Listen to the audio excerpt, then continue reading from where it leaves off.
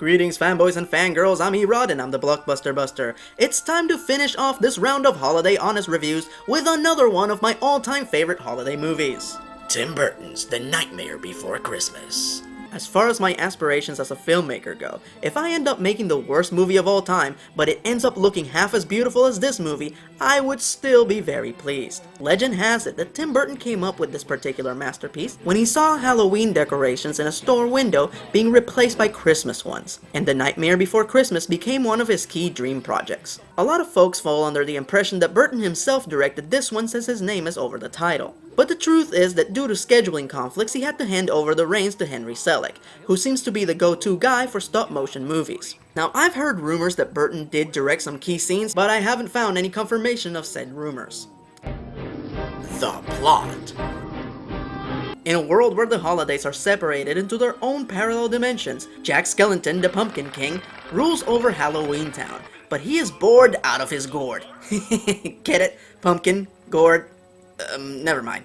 Where was I? Oh yeah. Jack is bored and he's desperate for something different when he suddenly comes across Christmasland. He instantly becomes obsessed with a jolly holiday and decides he wants to take over as the spirit of Christmas. In a way, it's kinda like the Grinch in reverse. You see, the Grinch was trying to end Christmas by stealing presents and decorations, but in the end he doesn't stop anything, cause Christmas is more than just the material possessions. Jack, on the other hand, is trying to promote the holiday, but since he knows nothing about it, he ends up destroying it instead. Sweet irony!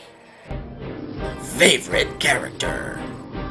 In true fairy tale style, there are only a handful of notable characters in this movie, but Burton made double dog sure that every single character, even the ones in the background, had something interesting about them. My favorite background character is the werewolf in the plaid shirt. Was he a lumberjack before he became a werewolf? Who knows? Point is, he looks awesome. A major honorable mention goes to the heroine of this picture, Sally, played by the multi-talented Catherine O'Hara. Sally is not your run-of-the-mill damsel. She's one of those patchwork creatures like Frankenstein's monster or Roger from Hellboy. Her master billed her to be his companion, but she won't accept that fate. She is outgoing and resourceful. But she still has one simple flaw. She's incredibly shy, and she has trouble speaking up. Even when it's something really important like warning Jack, whom she is deeply crushing on, that his plan is going to fail miserably.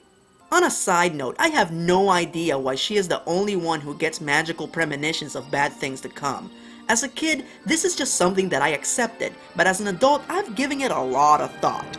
And my interpretation is this. I think that this is the magic of the holiday worlds trying to prevent disaster, by giving Sally a message to deliver to Jack, so Jack will notice her and realize that what he's missing is not Christmas. What he's actually missing is her. Yeah, I might have destructive tendencies, but I'm a romantic at heart. I absolutely love Sally's design, and how every time she falls apart, fall leaves flow out of her. It's one of the most original and cool character designs I have ever seen. Now on another note, even though this movie was released under the Disney banner, I can't tell you how much it burns my biscuits that every time they do one of their holly jolly villain team-ups, they never include one of the greatest villains ever created, Oogie Boogie, played by Ken Page. Very much like Freddy Krueger, Oogie Boogie takes a great deal of glee when he performs his dastardly deeds. And the movie does a great job of building him up, from seeing his shadow in the moon to him being ominously mentioned throughout the first act and a half. And one more thing. Leave that no-account Oogie Boogie out of this! Whatever you say. The build-up kind of reminds me of Ganon in the first Zelda game, but even after he shows up mid-movie, he still remains mysterious. We know 4 things about Oogie Boogie for a fact. He loves black lights, gambling, and lady legs.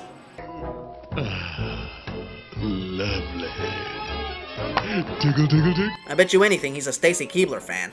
Oh, and what else? Oh yeah, he's evil. Pure evil.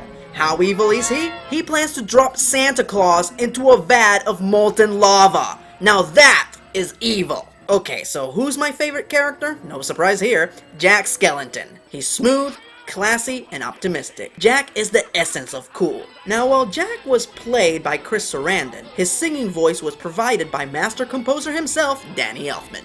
And I grow so weary of the sound of screams, and I, Jack, the Pumpkin King. All I have to say is wow, just wow. And also, I believe Jack holds the record for the most awesome entrances in a single movie. Awesome, mega awesome. Favorite line. My favorite line goes to Jack in the moment when he finally confronts Oogie Boogie. How dare you treat my friends so shamefully! Now this is pretty much a summation of Jack's character. Even when he's supremely pissed, he still remains the classiest skeleton in the room. Favorite scene. Now, if you've ever taken a creative writing course, you've probably heard your instructor say that you have to get your audience's attention as quickly as possible with your opening scene. This movie does so in spades. This is by far one of the greatest opening sequences I have ever seen. It sets up the tone and the atmosphere perfectly. You are officially introduced to Halloween Town and its residents. All the while you enjoy a great Halloween song accompanied by the beautiful music of Danny Elfman. And right when you think this can't get any better, they set a scarecrow on fire, which is quickly followed by yet another great entrance by the Pumpkin King himself. And folks, that was just the opening. Final verdict. Now, I'm the type of person that is generally annoyed by musicals, especially the kind where the songs serve no purpose to the story. However, the songs and music of Nightmare Before Christmas blend in so perfectly with the movie that they are almost seamless. And I cannot end this video without talking about the animation. Stop motion animation is by far one of the most difficult and time-consuming styles of animation. Believe me, I've tried it. So I respectfully bow my head to the men and women that animated this film, because it still looks amazing. Every single scene is a feast for your eyes. My favorite animation moment is when Jack is singing in the cemetery as the camera is doing a 360-degree move. I can't even wrap my brain around how they pulled that off. It's just breathtaking. Another amazing aspect is all the little details that were added in, which serve no purpose to the story. Like this section right here where the mayor is trying to put his spider tie back on. Again, this has nothing to do with the story. It probably took them a month to animate this 3-second moment, but it makes their world all the more real, which makes it easier to immerse yourself within their world. So once again, animators, I bow to thee. And now for the real question. Do I watch this movie during Halloween or do I watch it during Christmas?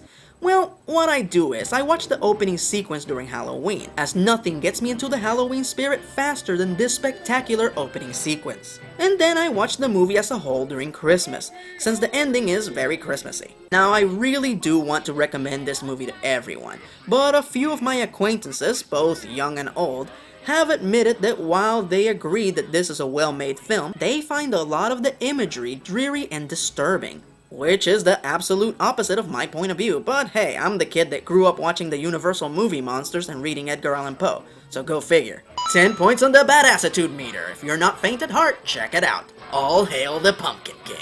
This is Halloween, pumpkins scream in the dead of night. This is Halloween, everybody make a scene, trick or treat. Tell your neighbors when you die of fright. Check out my website, suckers!